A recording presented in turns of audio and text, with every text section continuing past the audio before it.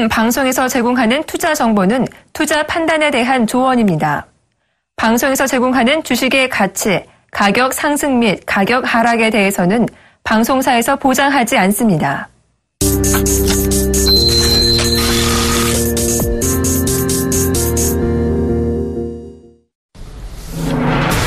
네, 2부로 다시 왔습니다. 출발 증시 와이드의 최혜린입니다. 간밤 글로벌 증시가 상당히 흥미진진한 모습을 보였습니다.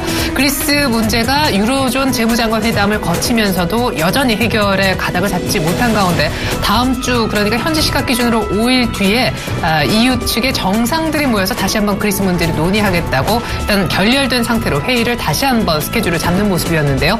그리스 악재가 여전했지만 미국에서 나스닥이 사상 최고치를 경신했습니다. 이 흐름은 왜 나올 수 있었는가?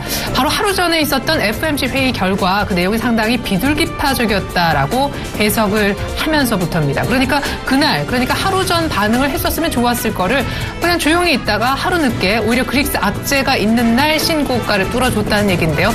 뒤늦은 미국의 급등 소식을 일단 듣고 우리 증시 오늘 출발은 괜찮을 것으로 보여집니다. 어제 FOMC 회의 결과가 상당히 시장에 비둘기파적이었음에도 불구하고 외국인들의 매수 모습은 찾아볼 수가 없었는데요. 기관이 선전하면서 특별히 코스닥에는 이달 들어 2번을 제외하고는 계속해서 연일 매수한 결과 코스닥이 또 한 번 신기록을 7년 6개월 만에 썼습니다. 제약 바이오주들도 정말 못 말리는 매력을 발산한 날이기도 했었는데요. 오늘 어떤 모습을 이번 주 마지막 거래일인데 보여줄까요? 제가 잠시 후에 특징주 그리고 시장 흐름 짚어드리겠습니다. 출발 상황 분석에 도움 말씀 주시고자 두 분의 전문가가 나와주셨는데요. 이베스트 투자증권의 김영석 연구원, 샘플러스 오현진 멘토 함께해 주시겠습니다. 두 분 안녕하세요. 네, 안녕하세요. 네, 먼저 김영석 연구원님, FOMC 회의가 끝났는데도 외국인들이 팔고 있어요. 개장 전 체크포인트로서 수급 한 말씀 들어보겠습니다. 네, 지난주 그 쿼드러플 위칭데이 이후에 금요일로 이제 옮겨서 방송을 하고 있는데, 네. 지난주서부터 이제부터는 기관이 아닌 외국인들에게 달려있다라는 말씀 드린 바가 있습니다. 그 코스피 시장에서는 뭐 적극적인 비중 축소와 현금화, 오히려 이제 뭐 접근 금지까지 이렇게 말씀드린 적이 있었는데요. 반대로 코스닥은 바이오 중심의 제한적 매수를 유지하라는 말씀 드린 바가 있습니다. 오늘 개장 전 포인트 역시 외국인들의 현선물 매매 방향 중요하다고 말씀드릴 수 있겠고요. 외국인 같은 경우에는 지속적인 매도 관점이 유지될 가능성이 높기 때문에 이러한 부분들 염두에서 보시길 바라겠습니다. 네, 쿼드러플 위칭 지나면 외국인들이 하나 살까 했었는데 계속해서 파는 그런 모습. 오늘도 수급 관찰이 필요하다. 오현진 멘토는요? 네, FOMC 회의가 끝난 다음에 이제 간단하게 조금 어떻게 보시면 이제 불확실성이 좀 해소가 됐다라고 보고 있고요. 관련해서 지금까지 지속되어던 달러 인덱스는 다소 안정될 가능성이 높다고 봅니다. 그래서 이런 부분이 시장에 좀 안정을 주지 않을까 기대하고 있습니다.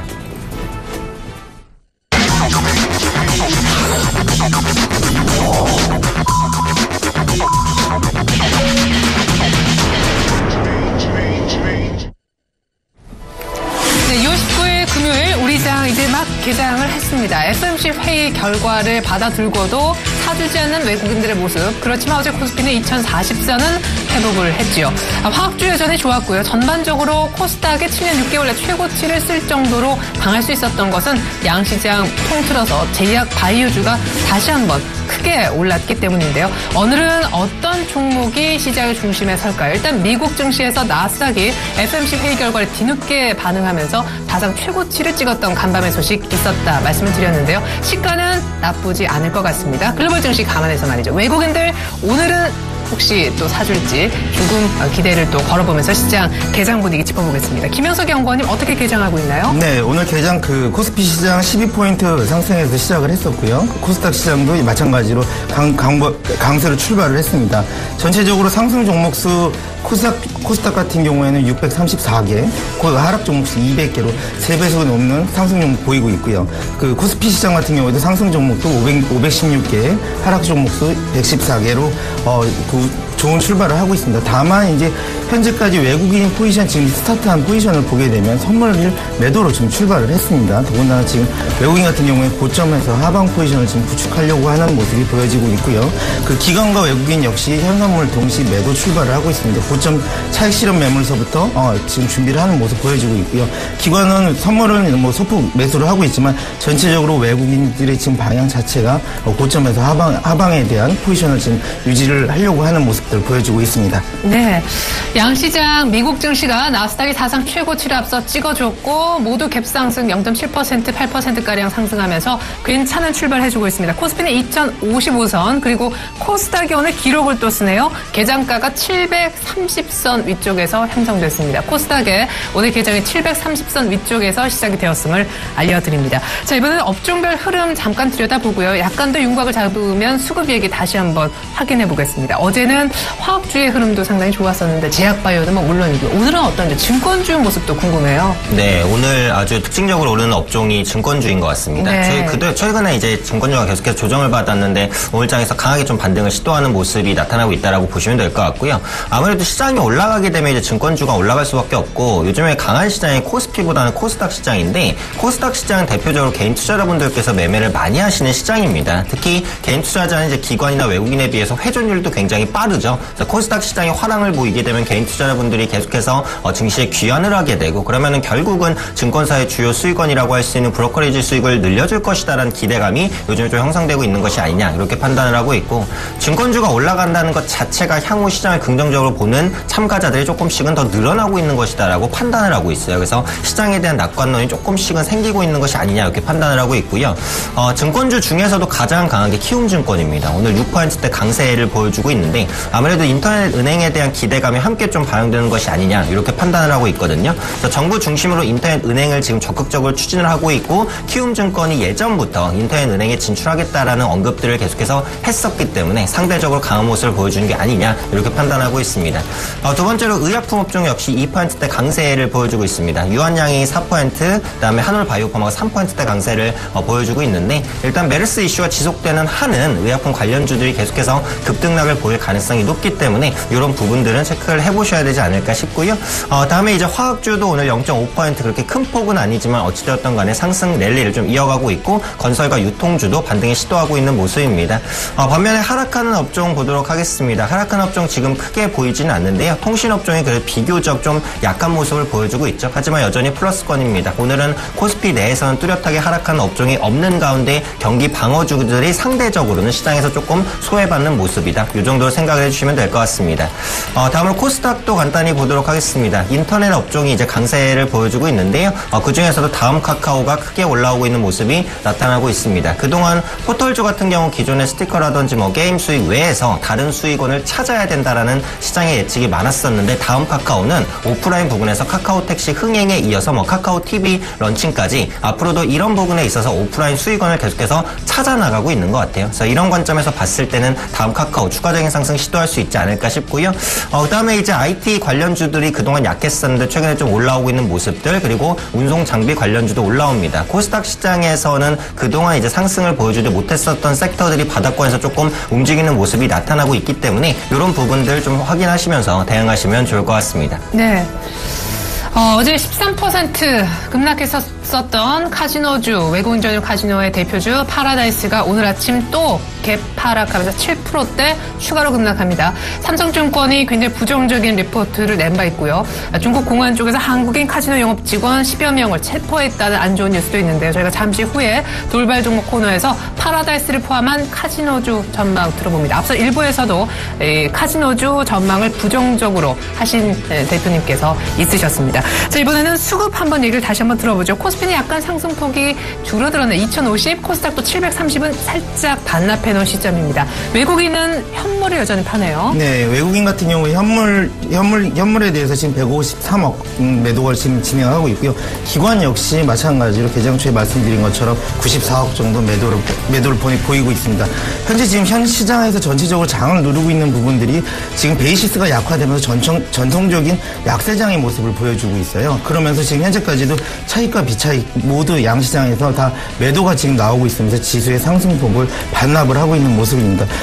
선물 시장 같은 경우에 선물도 지금 고점에서 계속 지속적인 추가적으로 고점에서 하락을 보여주고 있는 모습 보여주고 있고요. 전체적인 모습 자체는 외국인 기관 모두 다 지금 현재 하방 쪽으로 베팅을 하고 있는 모습입니다. 네, 이렇게 해서 저희가 수급 얘기 한번 전해 들었습니다. 이번엔 원달러 환율 어떻게 개장했는지 한번 얘기를 들어보죠. 오늘은 유진투자 선물로 가보겠습니다. 소병호 연구원님 안녕하세요. 네, 안녕하세요. 어제 의외로 FOMC 회의 결과가 비둘기파적이어서 원달러 환율이 급락을 했습니다. 1120원대 올라서는 상승커녕 1110원도 깨지는 급락이었는데 오늘은 어떻게 개장하는지 더 밀립니까? 네, 일단 금일 외환시장 여러장의 비둘기파적 태도로 미국 조기금리 인상 기대가 약화된 것과 또 어제 발표된 미국 소비자 물가지수가 시장 예상보다 하회된 여파로 인하여 달러 약세가 지속되면서 1원 60전 하락한 1105원 50전의 장을 시작했습니다. 현재는 엔화의 약세로 인하여서 어느 정도 하락폭을 좀 줄이며 1106원대에서 거래되고 있는 모습을 보이고 있습니다. 지난 목요일 새벽 FOMC 결과가 시장 예상보다 비둘기파적이었다는 평가로 인한 미국 금리 인상 기대 약화로 달러 약세는 어제 뉴욕 시장에서도 지속됐습니다. 거기다 소비자 물가지수도 시장 예상보다 하회하면서 달러와 약세를 부추겼습니다. 다만 주간 실업 청구 건수가 시장 예상보다 호조를 보이면서 달러와의 약세폭을 제한하는 모습이었습니다. 어제부터 진행된 유로그룹 회의에서 그리스 부채 협상을 실패했다는 소식이 나오면서 달러의 하락폭을 만회하면서 달러의 하락폭은 크지 않는 모습이었습니다. 하락과 상승 재료의 혼조로 인하여 뉴욕 NDF 시장에서 거래된 달러원 1개월물도 제한된 움직임을 보이면서 소폭 하락세로 마감했습니다. 최저가는 1106원 50전이었으며 서울시 종가 대비 수합 포인트를 고려하면 1원 40전 정도 하락하여 마감하였습니다. 오늘 외환시장도 역예상을 반영하며 달러 약세 지속으로 추가 하락 압력을 받을 것으로 보고 있습니다. 다만 그리스 부채 협상 실패 소식과 메르스 장기화에 따른 국내 경기 둔화 우려로 인한 외인 자금 이탈 지속 등은 하단을 제한할 요인으로 보고 있습니다. 거기다 어제 엔원 재정 확률이 900원 사이 다시 무너지면서 당국의 경계감이 강화될 것으로 보여 하단은 지될 것으로 보고 있습니다. 오늘 장중에 BOJ 회의 결과가 발표됩니다. 추가 부양책에 대한 기대는 미미하겠으나 고다 총재의 달러엔 관련 발언이 나온다면 달러엔 환율의 변동성이 커질 수도 있어 이 부분은 좀 오늘 시장의 변수가 될 것으로 보고 있습니다. 달러 약세 지속으로 오늘도 하락 압력을 받겠으나 어제와 같은 급락은 없을 것으로 예상되며 예상 레인지는 1102원에서 1112원 사이가 될 것으로 보고 있습니다. 네, 1110원이 의외로 깨졌지만 1100원대는 지지가 될 거다. 오늘 추가적으로 밀리지만 하락폭은 크지 않을 거다. 그리스 문제가 아직 해결이 안 됐고 무엇보다 장중의 변수는 BOJ 회의 결과가 될 것 같다 얘기 들어봤습니다. 소병화 연구원님 감사합니다. 네, 감사합니다.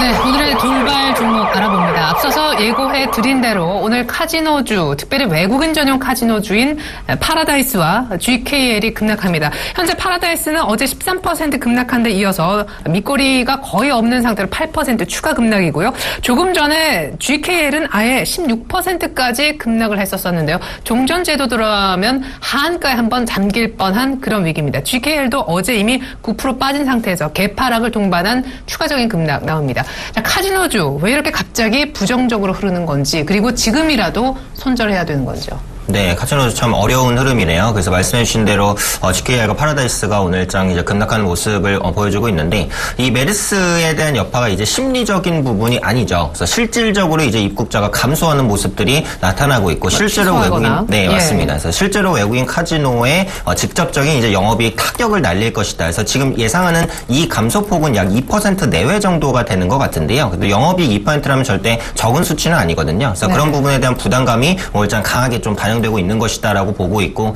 역시 메르스가 현재 진정 추세면은 카지노주가 이렇게까지 떨어지지는 않을 텐데 여전히 확진자가 나오고 있고 사망자도 늘어나고 있는 추세 그리고 이전에 이제 청정 지역으로 알렸었던 인천이나 이제 대구 지역에서 감염자가 나오고 있고 제주도까지도 이제 확산되면서 사실상 거의 전국구로 퍼져나가고 있는 상황이거든요. 그래서 이런 부분들의 부담이 좀 강하게 작용하고 있는 것이 아니냐 이렇게 판단을 하고 있고 안 그래도 이제 중국인 관광객이 한국을 안 찾고 엔저 때문에 일본을 찾는다. 그래서 일본 관광객 증가율이 2-3배 정도 사실 더 높았어요. 그런데 그런 부분들이 최근에 있어서는 사실상 조금 더 가시화되는 모습이 예측만이 아니라 수치로서 나타나고 있습니다. 그래서 이런 부분들이 카지노주에는 분명히 좀 투자 심리 악화로 작용하는 게 아니냐 이렇게 판단을 하고 있고요.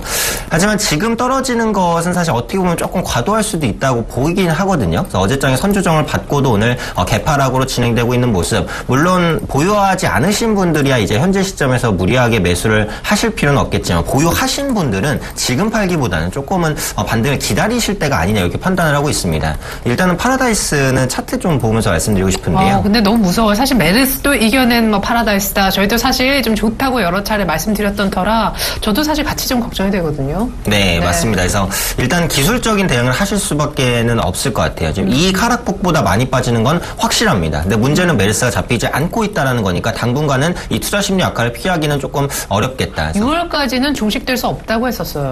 네, 그럴 것 같아요. 6월달이 지금 아직 좀 남았기 때문에. WHO의 분석이니까 좀 신뢰가 가죠. 네, 그래서 그런 부분들 때문에 역시 보유하신 분들만 좀 대응을 하셔야 될 것 같고요.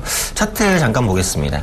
파라다이스 같은 경우 지금 급락하면서 26,000원 수준까지 떨어져 있는데 기술적으로 보자면 최대한 밀릴 수 있는 가격대가 한 25,000원 정도라고는 생각하고 있어요. 그래서 여기까지 밀리면은 1차적이라도 반등을 좀 시도하지 않을까 이렇게 판단을 하고 있습니다. 반면에 기술적으로 을 수 이제 있는 가격대에서 지지받지 못하고 무너지게 되면 추가 하락이 나타난다는 거니까요. 지금 보유하신 분들만 25,000원 정도 매도가를 잡고 일단은 좀 홀딩을 하시는 게 맞지 않을까 판단하고 있습니다.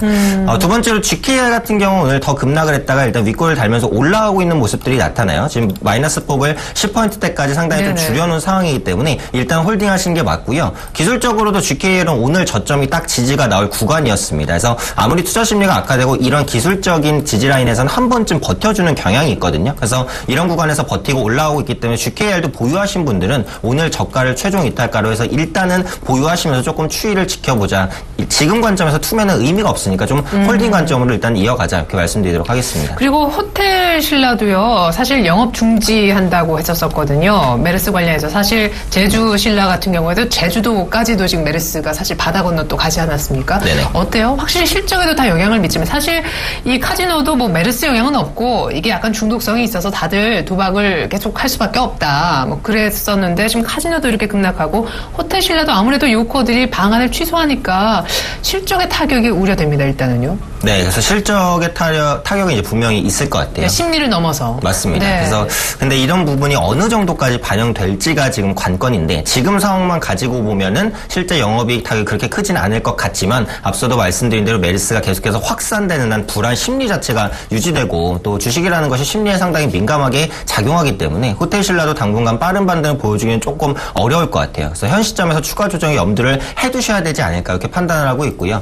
실제로 이제 중문 신라 호텔에서 메르스 환자 3박 4일 동안 거주를 했다 이런 이슈가 나왔어요. 그러면서 호텔 신라가 전면적인 영업 정지를 이제 결정을 했습니다. 네. 기업 입장에서 사실 영업 정지는 거의 이제 돈을 안 벌겠다는 거와 마찬가지니까 상당히 강력한 결정이다라고 보기는 하는데 국민들의 신뢰를 회복하는 데 있어서는 장기적으로는 올바른 조치였다라고 판단을 하고 있고요.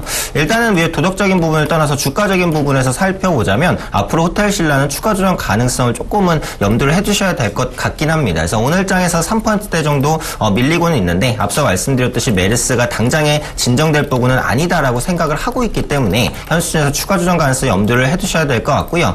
앞서 카지노주 같은 경우에 낙폭이 너무 컸기 때문에 단기적으로도 기술적인 반등이 나올 수 있습니다. 전에도 말씀드렸는데 매도세가 나오면서 음봉이 급하게 떨어지거나 개파락을 하게 되면 상단의 호가가 상당히 비어요. 그러면은 작은 매수세 굉장히 빨리 올라올 수 맞습니다. 있는. 작은 매수세도 크게 올라오거든요. 그래서 그런 부분을 기다려야 되기 때문에 이제 카지노주는 기다리라고 말씀을 드렸는데 호텔 신라 같은 경우 이제 급락하는 흐름은 아니거든요. 우하향 추세로 밀리고 있기 때문에 현 시점에서는 기술적 지지 구간이라고 하더라도 일단은 매도 처리를 하고 반등할 때 다시 보시는 관점으로 보시는 게 현재 대응하시는 분들 입장에서는 가장 올바른 전략이 되지 않을까 판단하고 있습니다. 네, 그러면 정리해보면 이런 건가요? 지금 카지노주들은 너무 이틀 연속 또 급락했으니까 손절이 별로 의미가 없으니 조금 반등 추이를 보면서 기다리자 하셨었고, 호텔 신라는 일단은 매도 쳐놓고 다시 한번 잡든지 그렇게 한번 해보자. 그죠? 네, 맞습니다. 그래서 메르스 관련주들에 대해서는 이제 피해주에 대해서는 전반적으로는 부정적인 관점을 유지를 하고요. 너무 크게 떨어진 종목만 반등을 기다려보자. 그래서 지금 하락하고 있는 종목은 일단은 매도를 하자. 이런 관점으로 말씀드리도록 하겠습니다. 네, 얘기 잘 들었습니다. 자, 이번에는요, 현대차를 한번 봐야 될 것 같아요. 역시 우려가 현실이 되고 있습니다. 오늘 장중 조금 전에, 오늘도 일단 마이너스권이긴 한데 129,500원, 13만 원을 깨고 내려갔습니다. 지금 2000년대 초반 그 정도 주가까지도 지금 밀렸다고 하는데, 일단 중국 시장에서 파일을 많이 뺏기고 있는 현실, 그리고 환율 측면에서도 상당히 압박을 느끼고 있는 현대차. 가장 답답한 것은 답이 없다라는 거거든요. 네, 그렇죠. 예. 현대차 부분을 지금 지난번에도 한번 말씀드린 바 있었는데요.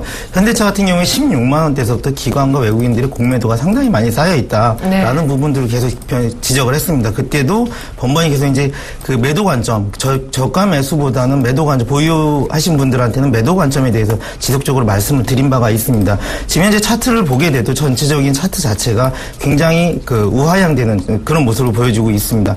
실질적으로 계속 지금 지속적인 매도세 어디까지 이어질까라는 부분인데요. 기관과 외국인들이 연일 같이 공동으로 매도를 계속 진행을 하고 있습니다.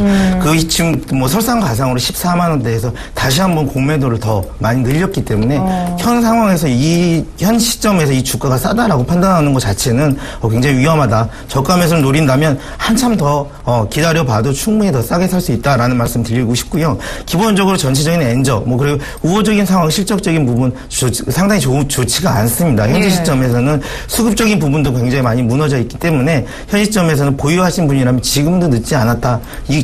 좀 더 기다리면 손실폭이 좀 더 커질 수 있는 상황이기 때문에 일단은 정리를 하고 보자. 전량 다요. 예, 전량 다. 네. 그런 쪽의 관점으로 접근을 하신 게 좋아 보이겠습니다. 예, 지금 현대차는 사실 이렇게까지 많이 빠지면 현대차를 기초자산으로 하고 있는 ELS 쪽에 물량은 훨씬 더 많아질 수 있겠다는 생각이 드는데 일단 현대차는 지금 공매도, 주가 하락하면 이익을 보려고 베팅하는 세력들이 훨씬 더 늘어나는 구간이라고 하니까요. 지금이라도 보유하신 분들은 전량 좀 매도했으면 하고 강력하게 얘기를 해주셨습니다. 이번에 증권주 아까 말씀해 주셨는데 오현진 멘토가 한번 살펴주시죠. 인터넷 전문은행 기대 때문에 급등하고 때문에 오늘 키움증권이 조금 더 5% 상승폭이 더 큰 것 같습니다.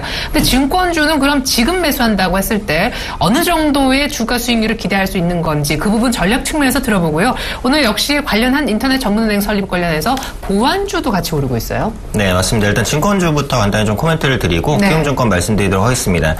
증권주 지금 업종지수로 보면 3.2% 정도 반등하는 모습이 나타나고 있거든요. 아무래도 미국 FOMC에서 불확실성이 조금 해소가 됐고 국내에서도 앞으로 거래대금이 회복될 것이라든지 아니면 지수가 조금 더 추가 상승을 할 것이다. 아니면 코스닥이 굉장히 신고가 랠리를 달리고 있기 때문에 이런 부분들에 대한 기대감이 좀 반영되는 것이다라고 보고 있는데 그것보다도 이런 이유를 다 차치하고 그동안 너무 많이 또 빠졌었기 때문에 기술적으로 반등이 좀 나타나고 있는 것 같아요.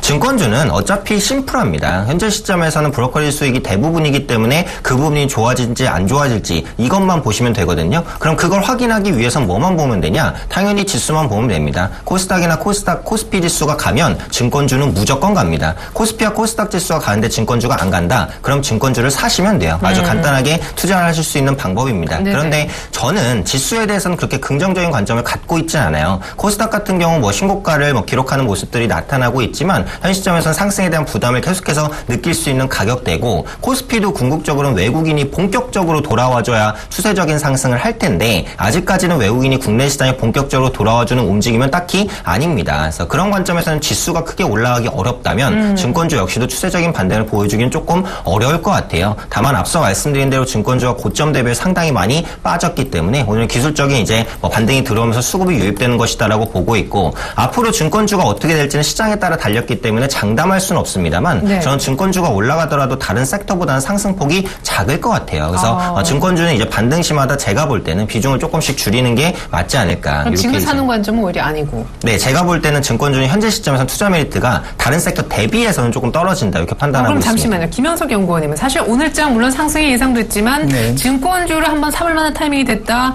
앞서서 한 두 분 정도가 그 얘기를 하셨거든요. 네네. 적어도 한 코스피 2100 정도까지. 그러니까 결국 시장 뷰가 다르기 때문인 것 같은데 시장이 별로 좋을 것 같지 않으니까 증권주 매력이 별로 매수 측면에서 없을 거다라는 의견이시고 네. 어떻습니까? 네, 지난주에도 한번 말씀드렸었는데요. 그 증권주가 이제 그 거래 가격 제한폭 확대하고 금리 인하를 두 가지를 묶어서 봤을 경우에 그렇죠. 가격 제한폭이 확대되면 확대될수록 그 거래 대금이 실질적으로 줄어왔어요. 저번에도 지난주에도 한번 설명을 드렸었는데 네. 가격 제한폭이 확대될 때마다 시장 거래 대금이 5%씩 줄었습니다. 해당 월서부터. 네. 근데 그러면 그와 반면에 신용과 그 대출, 담보대출 이자 같은 경우에도 마찬가지로 금리 인하의 영향을 받기 때문에 그 금융 수익 부분에서 증권주들에 대한 수익성이 약화될 수밖에 없어요. 그럼 마찬가지로 거래 대금이 늘어야 그만큼 이 금리 이자 수익에 대한 부분이 감소하는 만큼 거래 대금이 늘어야 BEP를 맞출 수가 있다고 치는데 네. 근데 그 이상을 초과해서 거래 대금을 발생할 수 있을 만큼 시장 자체가 우호적이지 못합니다. 전체 시장 자체가 저는 이제 하방에 대한 비율을 갖고 있기 때문에 네. 그 하방 지금 시장이 전체적으로 무너지는 관점에서 봤을 때는 이 거래 대금 자체가 많이 그렇게 늘 수가 없습니다. 반면에 코스닥 시장 같은 경우에는 이제 지금 전체적인 장 자체가 우상향인데다가 체질 자체가 많이 개선이 됐어요. 그러다 네. 보니까 코스닥 중심으로 거래가 좀 일어날 수는 있겠지만 아무래도 대형주 중심의 거래가 많이 일어나고 있는 코스피 중심 자체가 하락세를 유지하고 있기 때문에 증권주에 대한 부분 저 그렇게 낙관적으로 보지는 않고 있습니다. 예, 그래요. 마지막에 나중에 두 분 다 시장에 대해서 아주 긍정적으로 보고 계시지 않기 때문에 또 하방으로 보고 계시다 얘기도 나와서 시장비와 함께 전략도 다시 한번 확인해 보도록 하겠습니다. 자, 그러면요. 이번에는 녹십자 한번 보죠. 52주 신고가입니다. 지금 다양한 성장 잠재력이 있다 분석이 있고요. 사실 오늘 동아소시오홀딩스는 두 자릿수 11% 급등 중입니다. 어제 저희가 한올바이오 파마 괜찮다고 분석을 좀 도와드린 바 있었는데 항생제 중국 진출 모멘텀 오늘 한올 바이오파마도 한 3-4% 정도 갭을 동반하면서 오르네요. 녹십자하고 동아소시오홀딩스 김영석 연구원님이 봐주시죠. 네, 먼저 녹십자부터 말씀드리겠습니다. 지난주서부터 계속 저는 이제 4주간 계속 지속적으로 말씀드리고 있는 부분 자체가 네. 실적을 동반한 바이오 제약 관련주들 모두 다 코스닥 시장 쪽에서는 굉장히 좋다라는 말씀 드린 바 있습니다. 현재 녹십자 같은 경우에도 기관의 매수세가 들어오면서 최고가를 갱신을 하는 모습을 보여주고요. 지금 음봉이 나오면서 좀 고점에서 밀리고 있기는 합니다만 충분히 아직까지 추가적인 상승 여력 더 있다고 보여지고요. 동아소시홀딩스 같은 경우에는 현재 지금 고점 대비해서 매물이 많이 나오고 있는 모습을 보여주지만 실질적으로 거래량이 이렇게 수반되지 않으면서 밀리고 있는 모습이에요. 반대로 말씀드리면 추가적인 상승이 가능한 여력이 있으니까 현 시점에서 적극적인 이제 분할 매수 관점으로 한번 접근해 보는 것도 괜찮겠다라는 말씀 드릴 수 있겠습니다. 네, 원래 제약주 상당히 좋게 보셨었는데 혹시 제약 바이오 가운데 이 종목이 제일 괜찮을 것 같다라는 탑픽주는 뭘로 보고 계세요? 이게 여러 가지 이제 순환매가 계속 돌고 있는데요. 사실 이제 어떤 종목 특정 지어서 이렇게 딱 말씀드리긴 좀 곤란하고요. 네. 전체적으로 실적과 FDA 임상 실험이라든지 이런 걸 통과한 그런 종목 중에서 가시화될 수 있는 실적이 진짜 실질적으로 가시화되고 눈에 보이는 종목들은 조정시마다 번갈아 가면서 매수해서 전체 포트폴리오 중심을 바이오 중심으로 옮겨놓는 것도 굉장히 좋아 보입니다. 이따 자세한 얘기는 전략적인 부분에서 다시 한번 말씀드리도록 하겠습니다. 네, 알겠습니다. 자, 그리고 아까 얘기를 좀 맞춰야 될 것 같아요. 인터넷 전문은행 모멘텀으로 오늘 오르고 있는 보안 인증주 한번 봐야 될 것 같습니다. 여기는 ICT 관련된 다음 카카오까지 포함이 되어 있는데요. 키움증권은 또 그냥 증권주라고 보기보다는 인터넷 전문은행 설립과 관련돼서는 또 차별화된 모멘텀을 가지고 있겠죠. 키움증권까지 껴서 보안주 같이 한번 살펴보죠. 네, 그래서 먼저 이제 아까 증권주 말씀드렸으니까 키움증권부터 좀 말씀을 드리고 싶은데요. 예.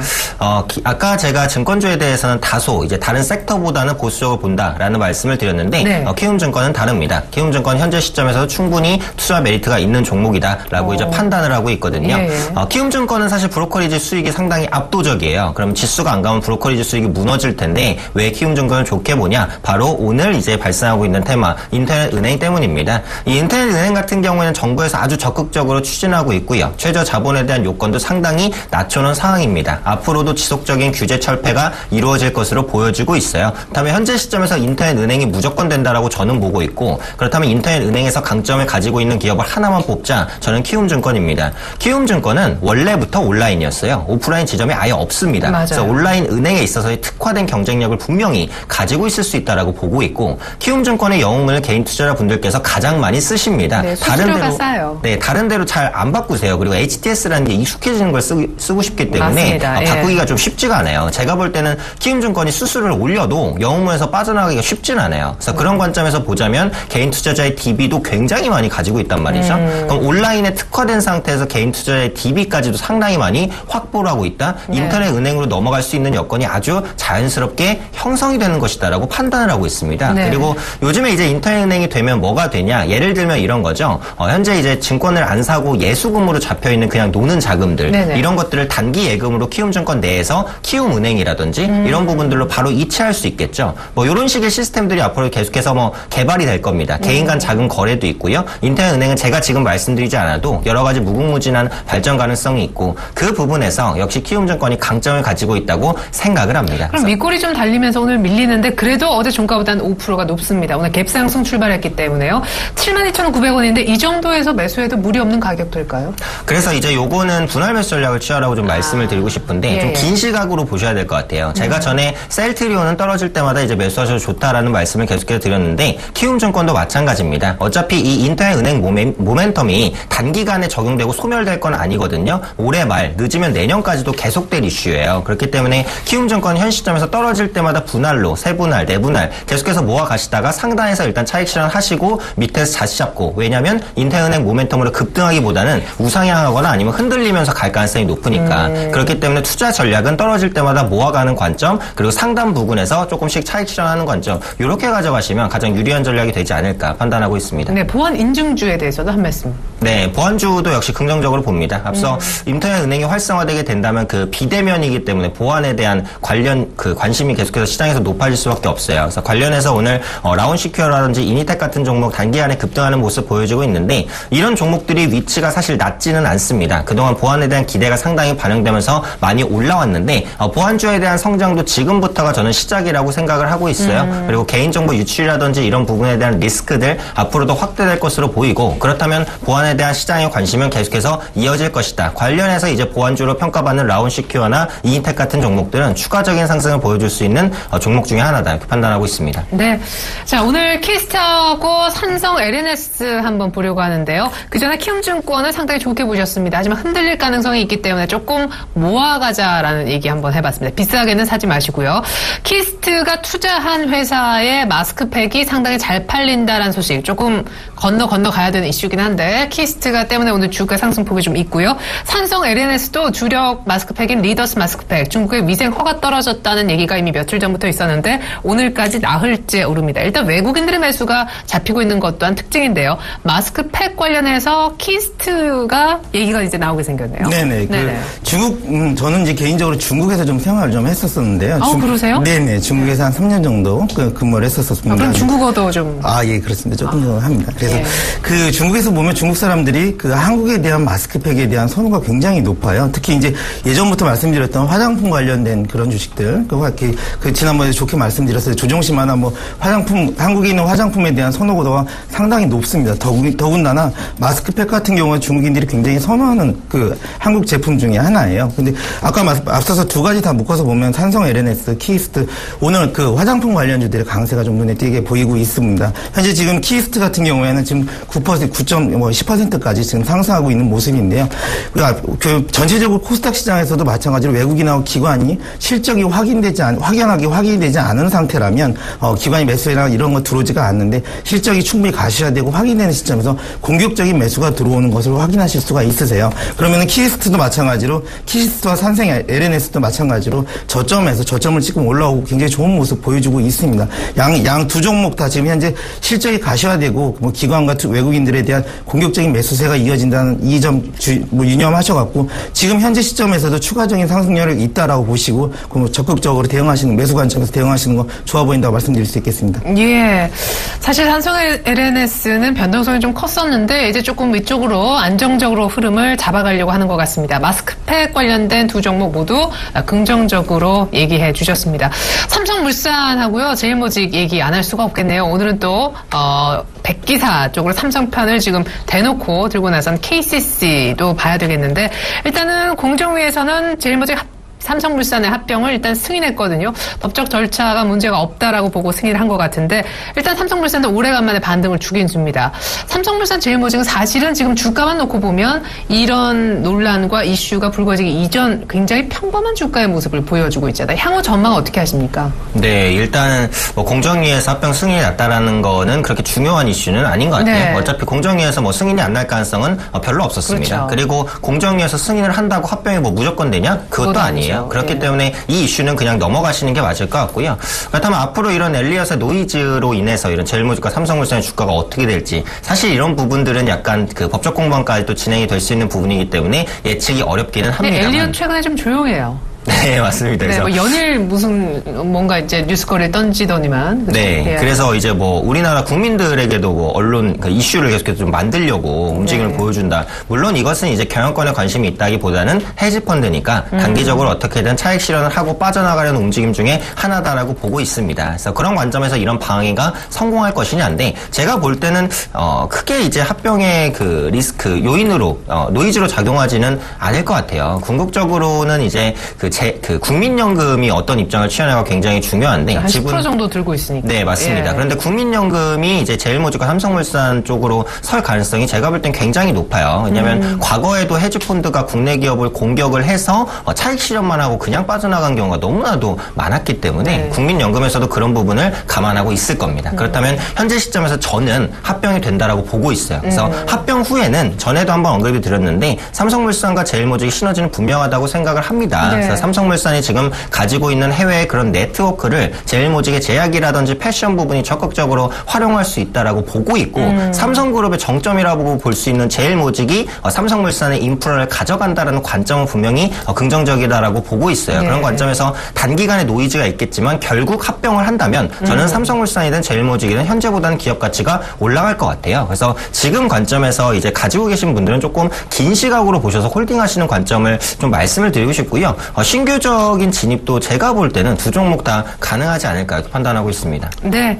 자, 이렇게 해서 저희가 돌발 종목 분석을 마쳤습니다. 이제 전략을 들어봐야 될 텐데 두 분 다 시장 전망을 아주 긍정적으로 하시지 않았고요. 특별히 외국인 수급과 관련해서는 더욱더 매도가 나올 가능성, 그럼 시장은 어디까지 더 빠질 수 있는지 지금 시장이 반등하고 있는 와중에 그래도 부정적으로 보고 계시니까 이 반등세가 끝날 거다 그런 얘기시잖아요. 중국어로 전략 얘기. 전략 얘기해 주세요. 네, 그 전체적인 시장 자체에 저는 굉장히 좀 비관적으로 보고 있습니다. 아까 말씀드렸듯이 시장 자체가 상승하려면 강한 콘텐고 시장을 이루어야 되는데 현재는 지금 장중에 백어데이션이 들어가거나 아니면 약간의 그 콘텐고 상태를 유지를 하고 있어요.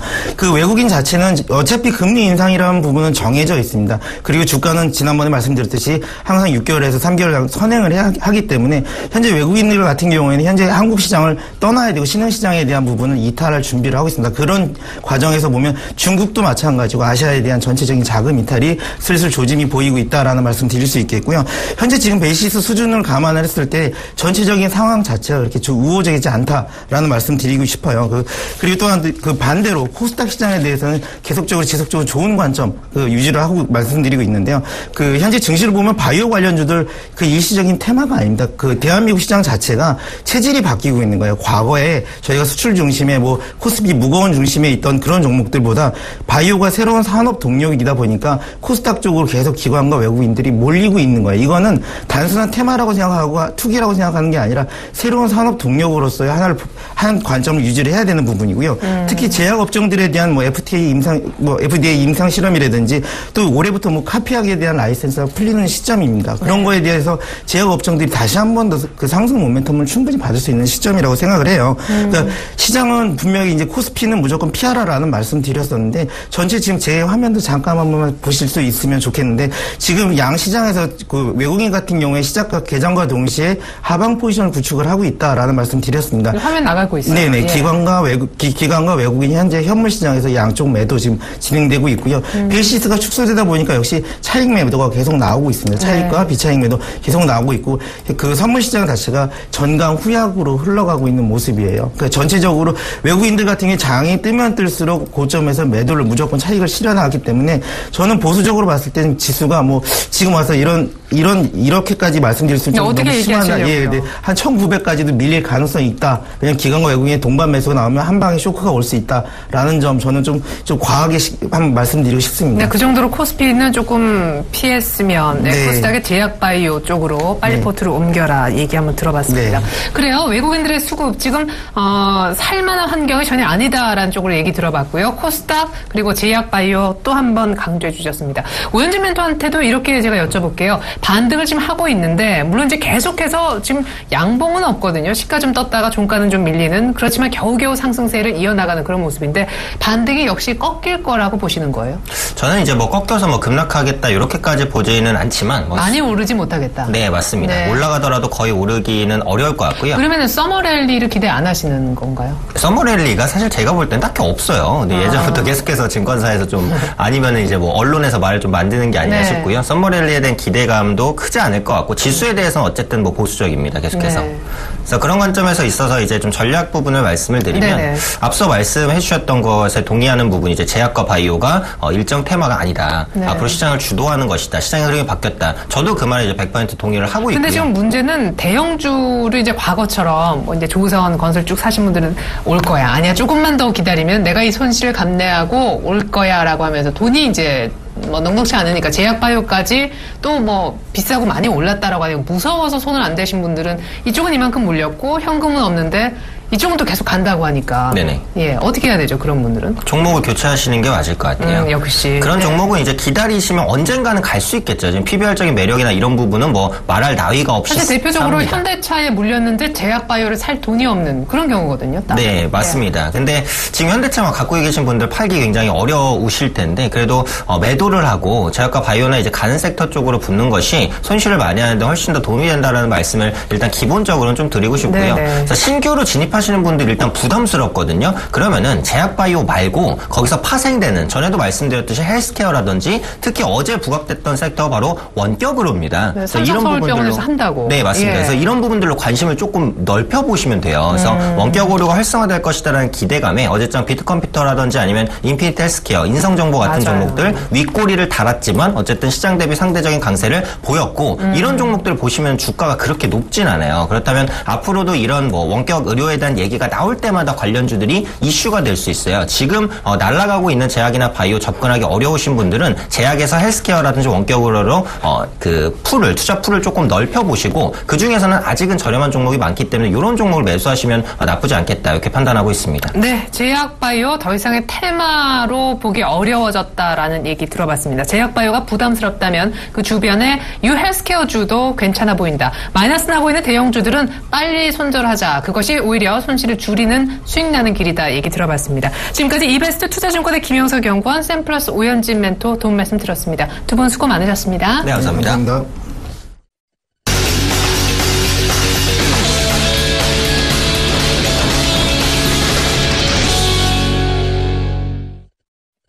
네, 나스닥이 신고가를 냈다는데 코스피는 또 2040입니다. 시가는 괜찮았지만 상승폭은 줄고 외국인들은 여전히 팝니다. 코스닥도 신고가를 냈었는데 727선, 종가보다 높지만 730선 유지에는 실패하고 있는 장중입니다. 증권사의 목소리 한때 모아봤습니다. 먼저 최희승 차장님의 의견, 미국발 훈풍, 그렇지만 종목별로 차익 실현을 하는 것이 어떨까, 수익원을 챙기자 하셨습니다.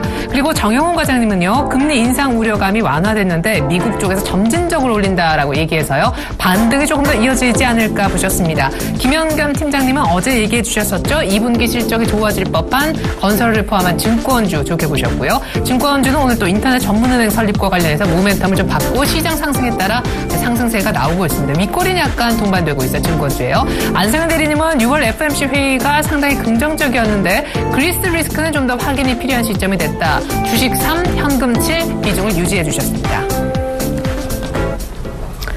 특별히 아직 풀리지 않고 있는 그리스에 주목하고 계신 안상현 대리 연결해서 자세한 전략 더 들어봅니다. 대리님 안녕하세요. 예, 안녕하십니까. 네, 이번 주 참 많은 일이 있었습니다. 가격 잠폭도 월요일부터 확대가 됐었고, 또 어제 상당히 중요한 이벤트 FMC 회의 결과도 나왔었고, 그리스 문제는 아직인데 시장 그래도 조금씩은 매수가 가능하다라는 관점 유지해 주셨네요.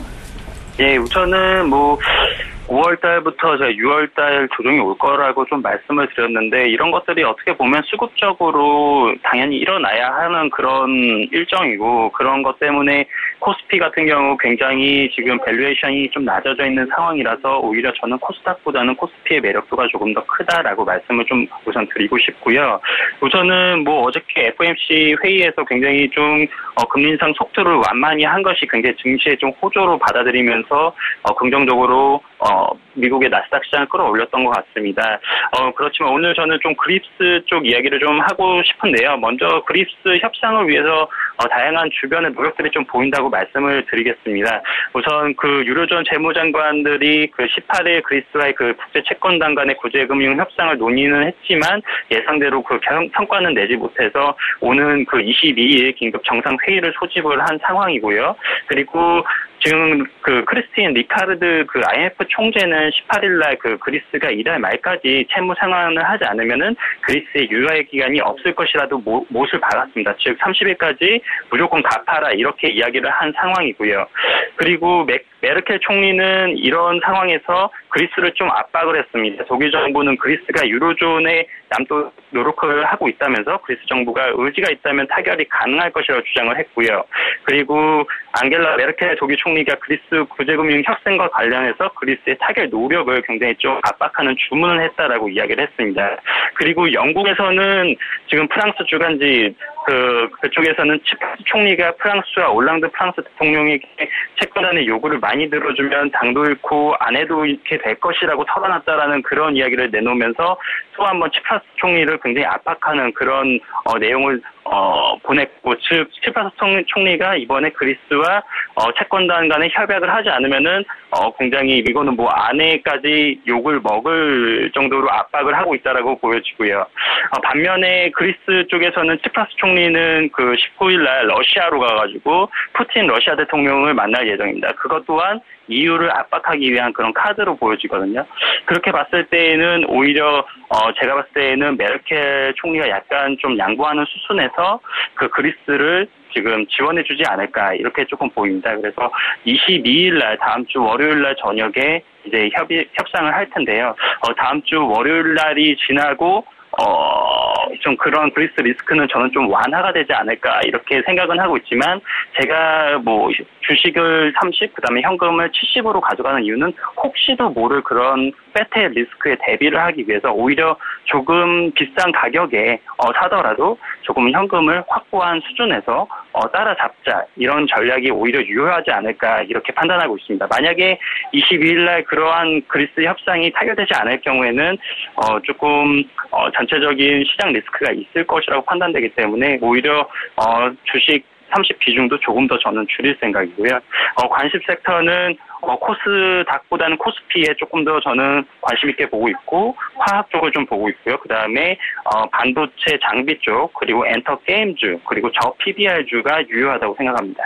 네, 그래요. 그리스 리스크가 여전하기 때문에 아직 주식을 공격적으로 살 시기는 아니라고 보고, 20일 날 있을 정상회담에서 그리스 문제가 또 풀리지 않으면 오히려 현금을 더 늘릴 생각도 하고 있다라시면서 코스닥보다는 또 코스피를 보셨는데, 그 이유는 어디에 있습니까? 코스피의 수급은 여전히 별로인데요.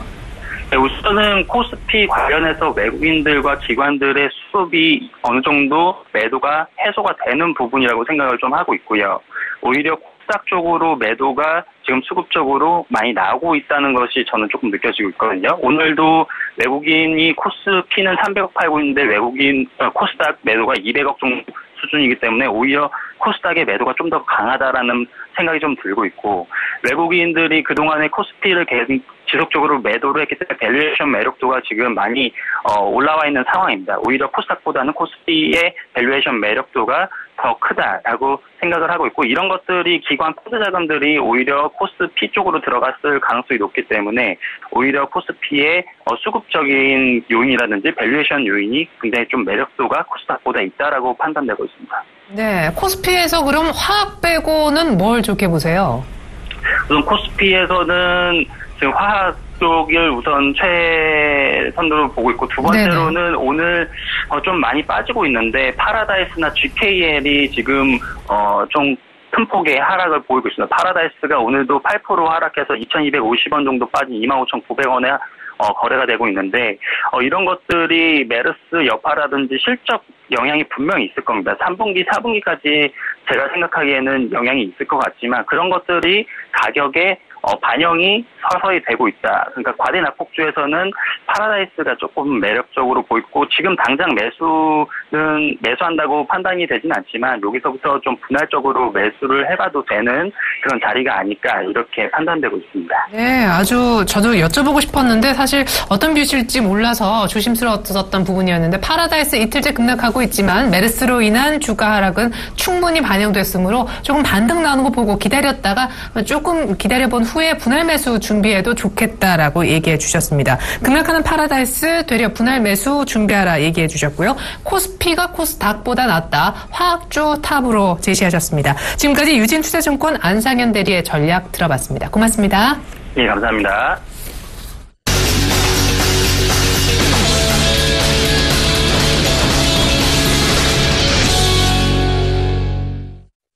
선물시장 얘기 들어봅니다. 맥점 짚어주시는 분 연결하죠. 샘플러스 손석비 멘토님 안녕하세요. 네, 안녕하세요. 어제 한 10시 30분 정도에 말씀하신 대로 약간의 반등이 나와서 정확히 251.50 찍고 약간 밀린 채 끝이 났었습니다. 오늘도 정강후약이에요. 일단 수급부터 짚어주시죠. 일단 수급부터 말씀드리도록 하겠습니다. 일단 현재 개인 현물 468억 순 매수 중이고 외국인 314억 순 매도 중입니다. 기관 172억 순 매도 중이고 선물 수급 살펴보면 개인 25계약 순 매수, 외국인 160계약 순 매도, 기관 98계약 순 매수 중입니다. 옵션 물량 살펴보면 개인 콜옵션 7,151계약 순 매수, 옵션 1,780계약 순 매도, 외국인 콜옵션 3,022계약 순 매도, 옵션 8,582계약 순 매수입니다. 기관 콜옵션 3,949계약 순 매도 중이고 옵션 6,915계약 순 매도 중입니다. 일단 오늘의 주요 거래 전략 말씀드리도록 하겠습니다. 상승 1차 저항선이 252, 상승 2차 저항선이 255, 하단 1차 지지선이 248, 하단 2차 지지선이 245에 형성되어 있습니다. 어제 시장은 FOMC 결과 발표 이후에 기관과 외국인이 좀 치열하게 싸우는 모습을 보여줬던 날로서 어제의 싸움 결과는 결국 좀 백중세로 마무리를 지은 모습입니다. 오늘은 어제의 싸움을 결말을 좀 지을 것으로 보고 오늘까지의 결과로 앞으로 최소 1분기 정도의 방향성을 좀 결정 지을 것으로 보고 있고 일단은 예측은 상승 방향으로 보고 있습니다. 이유는 좀 기관에서 종합주가지수 120일 이동평균선 지지를 이틀간 좀 지속을 시켰고 어제까지도 좀 강하게 가격을 좀 끌어올리는 모습을 보여준 바 가격이 밀리는 것을 좀 막아준 채 외국인이 매수로 돌아서기를 좀 기다리고 있는 모습으로 판단됩니다. 큰 시장 모습은 좀 이러한 모습으로 좀 진행될 예정이고 단기적으로 오늘 시장은 오전부에는 어제와 좀 비슷한 모습으로 진행될 것으로 예상하고 즉 오전에는 약간의 하락 이후에 오후에는 좀 상승으로 마무리 지을 것으로 보고 있는데 오전 초반부에는 짧은 매도 거래가 좀 유리하며 오후에는 매수가 유리한데 어제와 같이 오후에는 장 후반부까지 좀 누르면서 마무리하지 않고 오늘은 장 후반부까지 좀 끝까지 끌어올리면서 좀 마감할 것으로 예상하고 있으니까 오전부에는 매도 짧게 거래하시고 오후에는 매수는 좀 길게 홀딩 거래 전략을 사용하셔도 수익 내시 좀 유리하겠습니다. 네, 오전장에는 약간 더 밀릴 가능성 때문에 매도 전략이 맞지만 오후장 들어서는 반등할 거다. 오후장에서는 매수 전략 조금은 긴 호흡도 취하셔도 좋겠다는 전략 들어봤습니다. 지금까지 샘플러스 손석빈 멘토의 분석이 있었습니다. 감사합니다. 네, 감사합니다. 네, FOMC가 비둘기파적으로 진행됐다. 뒤늦게 해석을 하면서 뉴욕 증시에서 나스닥이 사상 최고가를 뽑아낸 간밤의 소식이 있었는데요. 우리 시장도 2050선 중반까지 개장가에서 세게 치고 올라갔지만 외국인들과 어제 우군으로 작용했었던 기관까지 동반에 팔면서 2040선에 여전히 잠긴 모습입니다. 90개월 만에 처음으로 코스닥이 시가에서부터 730선을 돌파했었지만 여전히 외국인과 기관 양 매도 속에 코스닥도 상승폭을 줄이고 있습니다. 카지노주가 메르스 여파로 인해서 어제 급락 그리고 오늘 이틀째 급락하고 있습니다. 지금까지 출발 증시 YD였습니다. 고맙습니다.